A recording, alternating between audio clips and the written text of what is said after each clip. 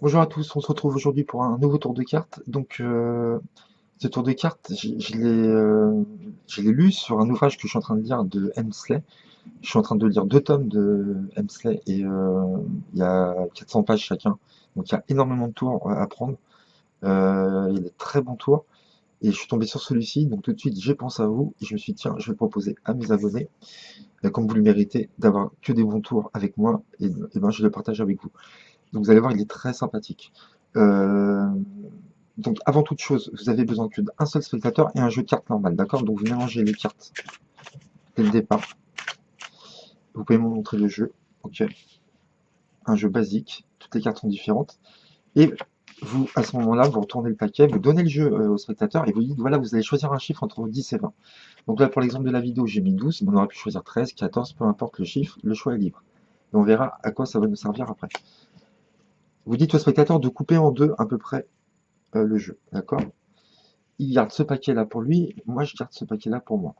On va chacun choisir une carte, mais dans le paquet de l'autre, d'accord, de l'un et l'autre. Donc moi je vais choisir une carte dans le paquet du spectateur, je vais la regarder, je vais la mémoriser, je vous la montre pas, je la mets ici. Pareil, le spectateur va choisir une carte dans mon jeu, au hasard. Et là je peux vous la montrer, il a choisi le 7 de carreau, qu'on met ici. On remet ça sur son paquet. Et pour perdre la carte, on va chacun couper notre paquet. Donc je vous rappelle, 7 de carreau, le choix du spectateur. On va couper le paquet pour perdre la carte. Donc moi, je ne sais pas quelle carte du tout elle a choisi, le spectateur a choisi. Et pour perdre encore plus les cartes, on va faire un mélange. On va remélanger les cartes ensemble.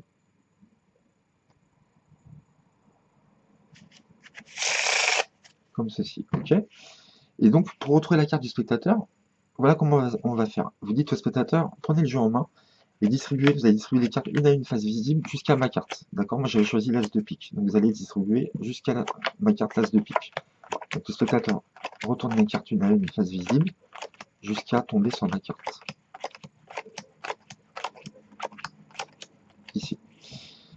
Et là, on arrive au moment magique. Vous dites, voilà, pour retrouver votre carte, ben, vous n'allez pas me croire. Je vous ai demandé de vous arrêter sur ma carte, d'accord? Vous avez choisi un chiffre au hasard entre 10 et 20, vous êtes tombé sur 12, et ben, vous ne croirez pas, vous allez compter 12 cartes et il y aura votre carte à la deuxième carte.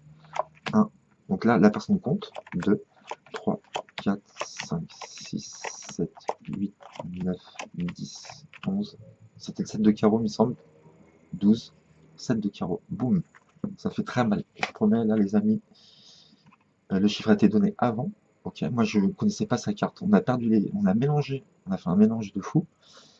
On a été jusqu'à ma carte, d'accord. Elle avait choisi 12, elle aurait pu choisir 13, 14, 15, 16, 17, 18, 19, même 20.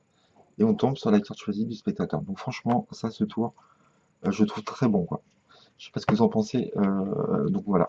Si ça vous intéresse, eh ben, on passe aux explications bah, tout de suite. Donc, vous prenez un jeu normal, un spectateur ou une spectatrice, ok. Vous avez un petit montage à faire. Vous allez voir, c'est pas très dur. Il y a quelque chose quelques petits éléments à retenir, mais c'est pas très dur. Donc pour le montage, en fin de compte, il faut que vous fassiez une suite de l'As au 5. Donc moi, pour me rappeler des couleurs, je l'ai rangé en pique, cœur, trèfle, carreau. C'est-à-dire j'ai mis l'As en premier, pique, cœur, j'ai mis le 2, trèfle le 3, carreau 4, et je reviens à pique. C'est comme c'est une suite de couleurs, d'accord? Que vous connaissez tous les magiciens, si vous avez l'habitude de faire un tour de magie, vous savez comment faire. Moi, je le mets dans cet ordre-là. Vous pouvez le mettre dans n'importe quel ordre que vous voulez, du moment que vous vous rappelez de ces 5 cartes-là. Vous n'êtes pas obligé de prendre ces cartes-là, mais pour moi, c'est plus facile. Si vous avez, si vous voulez mémoriser d'autres cartes, il n'y a pas de problème, d'accord? Donc il faut vous rappeler vraiment de ces cartes-là. Donc moi, j'ai fait As de pique, de cœur, 3 de trèfle, 4 de carreau, 5 de pique. Pour moi, dans ma tête, c'est pique, cœur, trèfle, carreau, pique. Ok? Vous faites ça, et alors vous prenez 5 cartes en dessous du jeu, et vous mettez votre As, le 2, le 3, le 4 et le 5. Comme ça. Donc 5 cartes quelconques et votre montage. Vous mettez ça sous le jeu. Ok? Là, vous êtes prêt à commencer votre tour, vous avez fait votre montage. Euh, donc moi, ce que je fais en général, vous allez choisir un chiffre entre 10 et 20. Je fais choisir le chiffre maintenant. On pourrait le faire choisir plus tard, Et je trouve que pour les fèves, il vaut mieux le faire choisir bien avant le tour. Donc je dis voilà, donnez-moi un chiffre entre 10 et 20, d'accord? Donc la personne elle peut choisir entre 10 et 20, mais elle peut choisir le 20, vous verrez après, il n'y a pas de problème. Mais si vous dites entre 10 et 20, il n'y a aucune raison qu'on dise 20, d'accord? Donc moi j'ai mis 12 pour l'exemple, ok? Et là, pendant qu'il choisit, pendant qu'il réfléchit, qu'il écrit, vous pouvez mélanger votre jeu. Donc je vous conseille de le faire. Donc c'est un faux mélange, on ne va pas toucher au montage en dessous. Donc moi très simplement, je prends quelques cartes, comme ça, et je remets le gros paquet juste devant moi, comme ça, tout simplement. Il n'y a rien de sorcier, et vous remettez comme ceci. Vous le faites 2 fois, ça suffit. Hop, comme ça, l'ordre des cartes n'a pas changé. Vous faites ce que vous voulez comme mélange, à vous de voir. Vous, à ce moment-là, on dit on va mettre le chiffre de côté, on verra après. Vous donnez le jeu au spectateur et vous dites de couper en deux. Donc il faut qu'il essaye de couper à la moitié à peu près. S'il coupe à la moitié, c'est pas grave, hein. Il coupe ici, vous récupérez la partie supérieure, lui il garde la partie inférieure du paquet, très important. Et là vous dites on va chacun choisir une carte, mais pas dans notre paquet, mais dans le paquet de l'autre. Donc je dis voilà, je veux commencer, je veux prendre une carte dans votre paquet, je la mémorise, et ce que vous faites en fin de compte, ici, vous allez voir pourquoi, vous la mémorisez pas. En fin de compte, c'est que du bluff. D'accord? Vous dites je vais la mémoriser et vous la mettez ici. Vous vous occupez pas de cette carte-là. Le spectateur prend une carte dans mon paquet. Lui, il la mémorise pareil. Donc là, on va la regarder pour l'exemple. Un set de pique. Et on repose nos cartes sur notre paquet.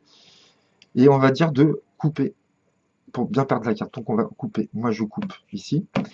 Attention là, très important. Détail très important. Quand vous dites de couper à la personne, vous dites bien de couper en deux. D'accord? Parce que si elle coupe trop bas, ça va impacter le montage. Vous voyez, il ne faut pas qu'on coupe du tout dans le montage ici, qu'on avait fait. Il faut qu'elle coupe ici. Donc, si vous dites la moitié, en général, on ne tombera pas dans le montage du jeu. D'accord? Si elle coupe dans le montage, là, ça ne marchera pas. Donc, faites très attention de lui dire de bien couper au centre. D'accord? Si elle coupe au centre, ou vous dites, coupez un petit paquet de cartes, vous coupez un petit paquet de cartes, ça passera. D'accord? Mais il ne faut pas qu'elle coupe dans le montage. Donc, je vais couper à la moitié à peu près ici. Donc là, on vient de perdre chacun de nos cartes. D'accord? Moi, je ne connais pas du tout la carte sélectionnée du spectateur. Et elle non plus.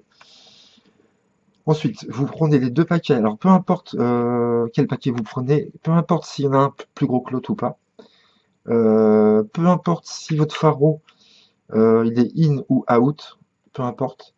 Ce qui est important, c'est que votre montage soit pris, que toutes les cartes soient intercalées dans le montage. Donc au milieu du paquet. D'accord? Le début, c'est pas important. Ce qui compte, c'est qu'au milieu de votre pharo, les cartes soient bien imbriquées. D'accord? Donc vous faites votre pharo, vous dites voilà, on va perdre encore les cartes. On va faire un mélange. Je vais le faire comme ça. Dans ce sens-là. Non.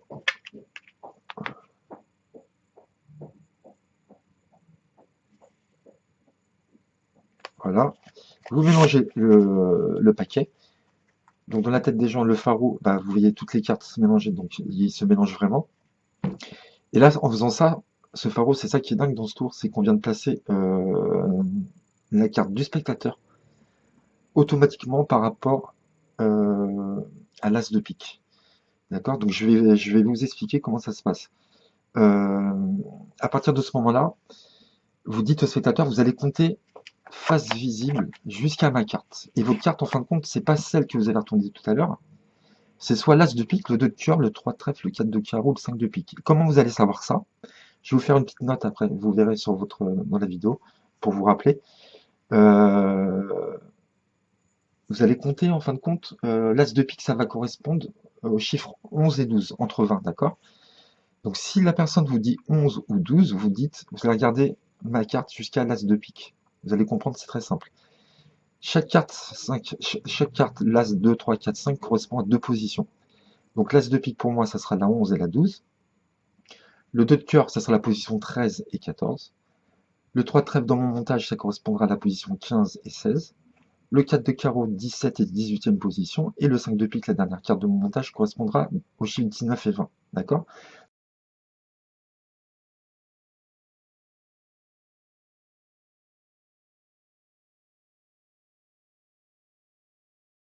Donc par rapport aux chiffres qu'on va vous donner, vous saurez exactement quelle carte correspond. Là, elle me dit 12, je sais que dans ma tête, 12, 11 et 12, c'est la première carte de montage, c'est l'as de pique. D'accord? J'espère que vous comprenez. Mais je vous ferai un petit tableau, vous verrez. D'accord? Donc, elle me dit 12. Moi, je sais que déjà, dans ma tête, dès le début du tour, je sais qu'il va falloir que je lui dise l'as de pique. D'accord? Donc, elle m'a dit 12. Je sais que dans ma tête, dans le montage, c'est l'as de pique. Et j'ai dit, voilà, vous allez retourner les cartes une à une jusqu'à ma carte. Et là, vous dites, j'avais choisi l'as de pique. Mais en fait, moi, je vous avais pas du tout choisi ça. Vous avez dit la carte par rapport au chiffre. D'accord? Donc, elle va s'exécuter. La personne s'exécute, face visible jusqu'à ma carte l'as de pique, qui n'était pas ma carte sélectionnée, je vous rappelle. Et c'est ça qui ouvre dans ce tour, je trouve, hein. C'est qu'à partir de ce moment-là, la deuxième carte, ça sera la carte du spectateur, tout simplement. Donc on était tombé sur un 7, je crois, je ne me rappelle plus. Et vous dites, voilà, vous auriez pu me dire n'importe quel chiffre entre 10 et 20, vous m'avez dit 12 au hasard.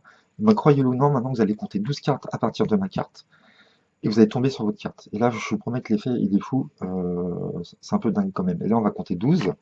1, 2, 3, 4, 5, 6, 7, 8, 9, 10, 11 et 12. Et c'était le 7 de pique, je crois bien. Et là, vous demandez la carte, vous dites quelle était votre carte, il va vous dire 7 de pique, on tourne à la 12e, et on arrive sur la carte du spectateur. Voilà.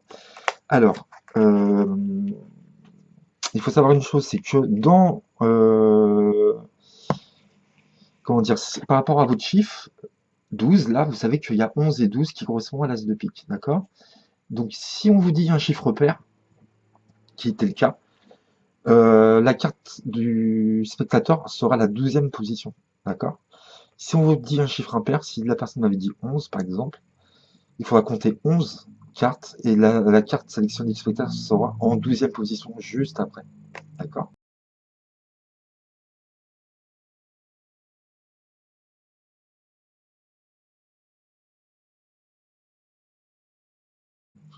Donc, je vais vous donner un autre exemple, vous allez voir avec un autre chiffre pour que vous compreniez bien. Et c'est un tour vraiment très bon, hein, je vous promets que c'est remontable.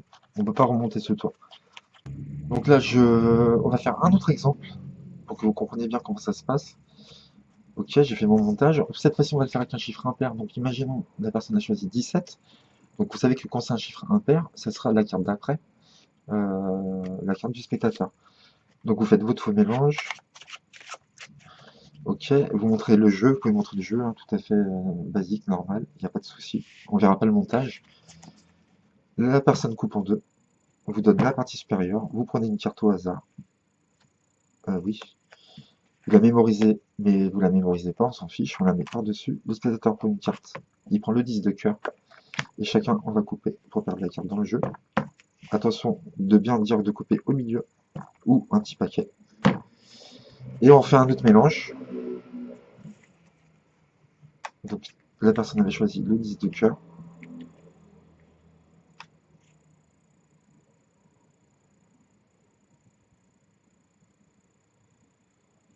Hop, on mélange les cartes. Et là, comme vous savez que c'est 17, vous savez que ça correspond au 4 de carreau. Et vous dites, voilà, vous allez distribuer les cartes une à une face visible jusqu'à ma carte, le 4 de carreau. Ici, voilà. Je vous rappelle que la personne a choisi le 10 de cœur. Moi, je ne connais pas la carte du tout. À ce moment-là. Et vous dites comment on va la retrouver, vous allez voir, à partir de ma carte, vous allez compter 17, c'est le chiffre que vous m'avez donné, et on va tomber sur votre carte, d'accord? Donc elle va compter 17 cartes. 1, 2, 3, 4, 5, 6, 7, 8, 9, 10, 11, 12, 13, 14, 15, 16, 17. C'était le 10 de cœur. Et là, vous dites, vous avez compté 17 cartes, retournez la carte ici, ce sera votre carte. Et on est sur le 10 de cœur. Boum, ça fait mal. Franchement, bravo, c'est un super tour, j'adore. Voilà. Euh, je vais vous montrer une façon de faire le même effet sans le faro, mais qui est moins impressionnant. Donc c'est pour ceux qui ne savent pas du tout faire le mélange faro, vous pourrez réaliser cet effet quand même sans problème, mais je vous conseille de faire le mélange faro, c'est mieux visuellement. On a vraiment l'impression que la carte est perdue. Voilà, donc je vous explique tout de suite comment faire sans le mélange faro. Donc comme je vous disais, vous pouvez faire exactement le même effet sans faire le mélange faro. Mais il sera beaucoup moins impressionnant au niveau de la tournure du tour, du choix des cartes, des mélanges, il y aura moins de mélanges. Pique, cœur, trèfle, carreau. Donc vous faites toujours votre montage, comme d'habitude. Et là, vous allez mettre des cartes au hasard entre chaque carte. Entre là, c'est le 2, le 2, le 3. Le 3 et le 4, et le 4 et le 5. Peu importe les cartes. Vous faites comme ça. Vous récupérez. Et là, vous mettez 11 cartes par-dessus. Et là, vous êtes prêt à commencer le tour. Donc, c'est comme tout à l'heure. Vous faites un faux mélange. Vous demandez un chiffre. Donc là, on va garder le numéro 17. Le spectateur coupe en deux. Il choisit une carte dans mon paquet. Il la garde en main, cette fois-ci. Il la pose pas sur son paquet. Moi, je vais prendre la carte de la coupe sur laquelle il a coupé. Je fais genre, je la mémorise, mais je la mémorise pas comme tout à l'heure. Donc là, il a choisi le 6 de carreau. D'accord? Je repose ma carte sur mon paquet et je coupe. Vous dites maintenant, posez votre carte sur mon paquet pour la perdre et on va déposer le reste du jeu. D'accord? On vient de poser le montage sur la carte choisie. Donc là, c'est pareil. Et comme c'est le 17, c'est le 4 de carreau, vous dites, voilà, vous allez retourner des cartes jusqu'à ma carte, le 4 de carreau, face visible. Voilà. Et donc pour retrouver votre carte, ben, à partir de ma carte, vous m'avez dit un chiffre, le 17, vous allez compter 17. Donc avec cette tournure-là, vous prenez aucun risque, vous êtes sûr que ça marche vraiment à 100% à chaque fois. Donc on va compter 17 cartes. 1, 2, 3, 4, 5, 6, 7, 9, 10, 11, 12, 13, 14, 15, 16, 17. Vous demandez quelle était la carte du spectateur, ce sera de la 18e. Vous dites, vous avez compté 17 cartes, retournez la carte ici, et on tombe bien sur la carte du spectateur, le 6 de carreau. Voilà. Donc vous pouvez le faire aussi comme ça, sans le mélange faro, mais c'est pour moi moins impressionnant. Le tour est moins impressionnant, mais il est quand même très fort. Donc voilà, à vous de voir quelle version vous allez faire. Je vous ai proposé deux versions. Franchement, c'est un super tour. Très bon. J'aime beaucoup, beaucoup, vraiment. J'espère que vous avez aimé, que vous avez compris. Si vous n'avez pas compris, bah, n'hésitez pas à me poser des questions. Et je vous dis à bientôt pour de nouveaux tours. Dès que j'en trouve un de bien, eh ben, je reviens vers vous. Ne vous inquiétez pas. Bye bye.